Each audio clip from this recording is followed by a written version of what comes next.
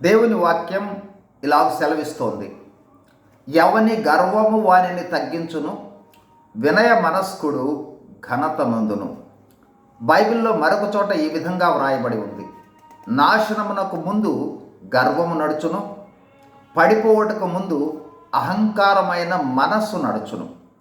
దేవుడు అసహ్యించుకునే తీవ్రమైన ఆందోళన కలిగించే పాపము గర్వం.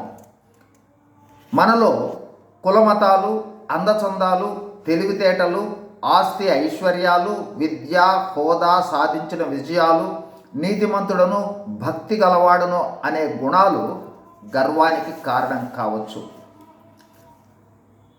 గర్వం మనిషిని తాను దేవునితో సమానంగా ఎంచుకునేటట్లు చేస్తుంది. దేవుని స్థానంలోకి మానవుణ్ణి తీసుకుని వస్తుంది.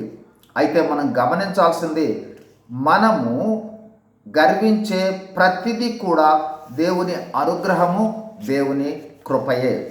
ఏమి ఉన్నాయనేది ముఖ్యం కాదు, ఎంత తగ్గించుకొని జీవించుచున్నామనేదే ముఖ్యం. యేసు ప్రభు దేవుడై ఉండి తన శిష్యుల యొక్క పాదాలను కడిగాడు. అంతేకాదు, తనను మరణానికి అప్పగించనయ్యున్న ఇస్కరియోతు యూదా పాదాలను సహితము కడిగాడు. అలా మనము తగ్గించుకొని దీన మనస్సు కలిగి ఉండాలి. దేవుడు అహంకారులను ఎదిరించి దీనులకు కృపను అనుగ్రహిస్తాడు. కావున మనలోని గర్వాన్ని విడనాడి క్రీస్తు వలె సాత్వికము, దీన మనస్సు కలిగి జీవిద్దాం. God bless you.